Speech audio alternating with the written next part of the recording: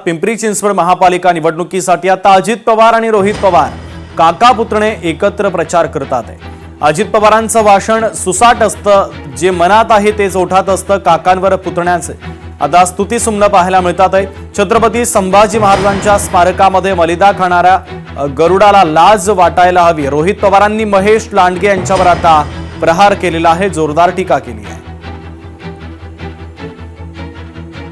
पवार साहेबांनी या शहरासाठी केंद्रातून पाठवलं, निधी पाठवला साहेबांनी, पण योग्य पद्धतीने निधीचा वापर कसा करायचा तर त्याचं नियोजन जर कुणी केलं असेल तर आदरणीय अजितदादांनी ते नियोजन त्या काळामध्ये तिथे केलं। त्यामुळे इथं असणारे जे मोठे रस्ते आपण सर्वजण बघतो, सरळ सरळ फ्लायओव्हर जे बघतो ते अजितदादांच्या स्वभावासारखे आहेत, एकदम सरळ स्वभाव। त्याचं भाषण तुम्ही आता ऐकलं, एकदम मनात जे ते ओठात आणि तिथं बोलून दाखवायचं। अहो तिथं पलीकडे जो आपला गरुडा आहे, दाढीवाला गरुडा, अहो अधिवेशनामध्ये छत्रपती शिवाजी महाराजांचं नाव ते घेतात। आपल्या सगळ्यांना तो हक्क आहे।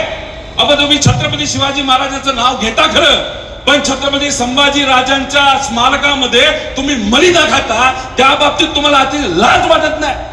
हे असं वेगळं प्रेम, वेगळ्या पद्धतीने या सगळ्या गोष्टी मानणारी ही लोक आहेत। म्हणून तुम्हाला सांगतो, खरं काय हे तुम्ही समजून घ्या। आपल्याला काय पाहिजे? आपल्याला शांतता पाहिजे।